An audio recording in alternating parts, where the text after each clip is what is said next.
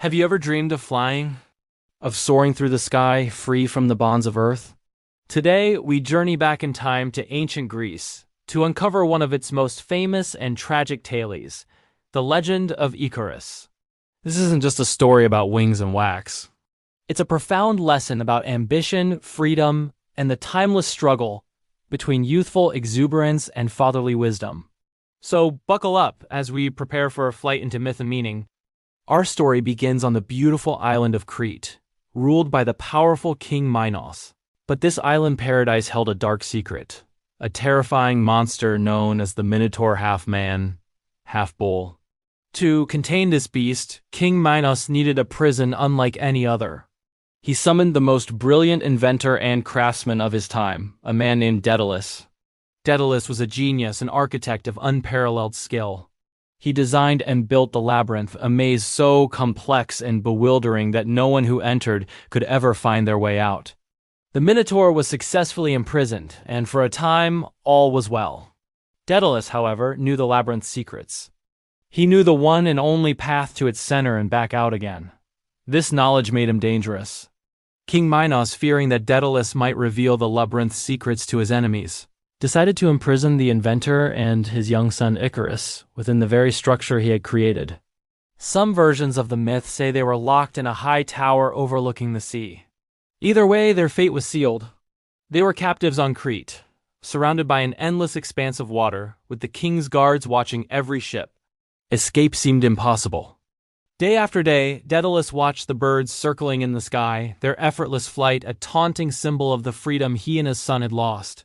Despair began to creep in, but Daedalus was not a man to surrender. He was an inventor, a problem solver. As he gazed at the gulls, an audacious, almost insane idea began to form in his mind.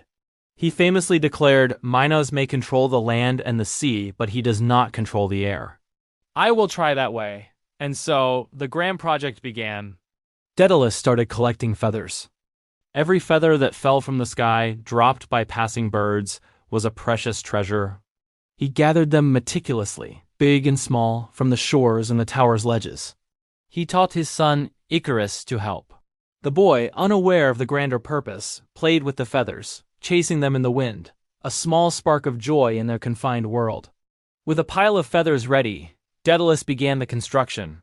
He laid out the feathers, sorting them by size, arranging them from smallest to largest, creating the elegant, tapering shape of a bird's wing. He bound the middle of the feathers together with strong linen thread. For the larger feathers, he used a more delicate but effective binding agent, beeswax. He carefully melted the wax and molded it, securing each plume in place. Slowly, painstakingly, 2 pairs of magnificent wings took shape. They were a marvel of engineering, a testament to Daedalus's genius. He had essentially reverse-engineered the flight of birds, creating a human-sized apparatus for conquering the sky. When the wings were complete, the moment of truth arrived. Daedalus strapped one pair onto his own shoulders.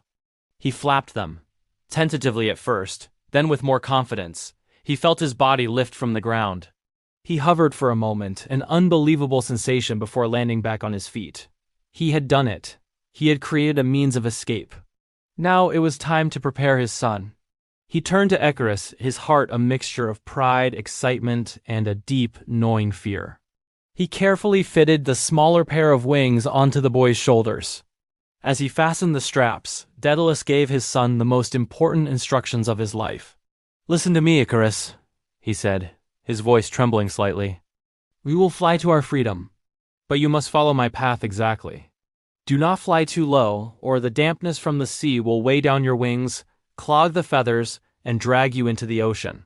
But, and this is crucial, do not fly too high either. If you get too close to the sun, its heat will melt the wax that holds your wings together, and you will fall." He repeated the warning, his eyes pleading with his son to understand the gravity of the situation. "Stay in the middle path.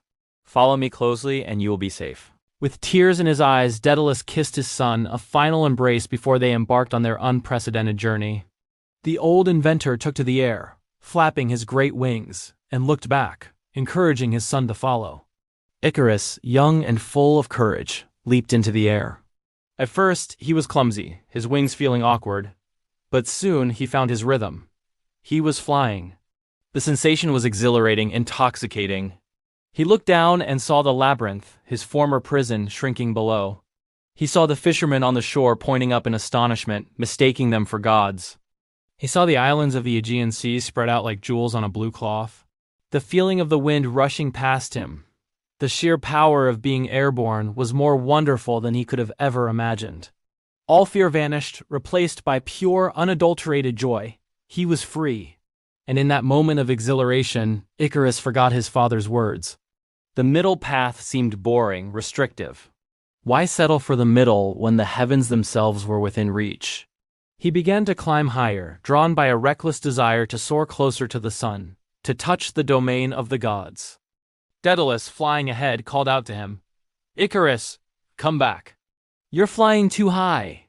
But his voice was lost in the wind and the sheer ecstasy of Icarus's flight. The boy felt the warmth of the sun on his face and mistook it for a divine caress. Higher and higher he flew, flapping his wings with a strength born of pure bliss. Then disaster struck. A small drop of melted wax slid down his arm. He ignored it. Then another. Soon he could smell the sweet scent of melting beeswax. He looked at his wings and saw, to his horror, that the larger feathers were beginning to loosen. The sun's heat was dissolving the very thing that gave him flight. Panic seized him. He flapped his arms frantically, but it was useless. The feathers were scattering, fluttering away into the empty air. His wings were disintegrating. With a cry of terror, Icarus began to fall. He stretched his arms out, no longer wings but bare limbs, calling for his father. Daedalus heard the cry. He turned and saw the horrifying sight of his son tumbling from the sky. He called his name, "Icarus! Icarus, where are you?" But it was too late. He could only watch in helpless agony as Icarus plunged into the sea below and disappeared beneath the waves. Heartbroken, Daedalus circled the area, his own flight now a curse. He eventually saw his son's body floating in the water. He landed on a nearby island, which would later be named Icaria in his son's honor. He retrieved Icarus's body and gave him a proper burial.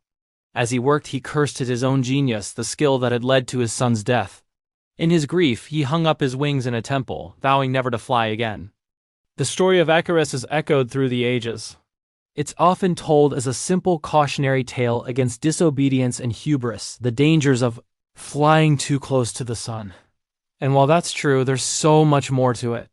The myth explores the tension between caution and ambition, between the wisdom of experience and the reckless passion of youth. Daedalus represents control, intellect, and a careful middle way. Icarus embodies freedom, emotion, and the desire to push boundaries, to experience everything to its absolute fullest. Is Icarus just a foolish boy who didn't listen to his dad? Or is he a tragic hero who, for one glorious moment, experienced a level of freedom and joy that most of us can only dream of? The poet Ovid, who wrote one of the most famous versions of the myth, focuses on Daedalus's grief, framing it as a tragedy of a father losing his son. But over the centuries, artists and writers have reinterpreted the story, sometimes celebrating Icarus's daring spirit. It's a story that forces us to ask ourselves, is it better to live a long, safe life on the middle path, or to risk everything for a moment of pure, transcendent glory, even if it ends in failure? The legend of Icarus doesn't give us an easy answer. Instead, it holds up a mirror to our own dreams and fears, reminding us that with great freedom comes great responsibility, and that every great ambition carries with it the shadow of a great fall. Thank you so much for joining me on this flight into mythology. What do you think? Was Icarus a fool or a hero? Let me know in the comments below. And if you enjoyed this story, don't forget to like, subscribe, and hit that notification bell so you don't miss our next journey into the ancient world. Until next time, fly safely.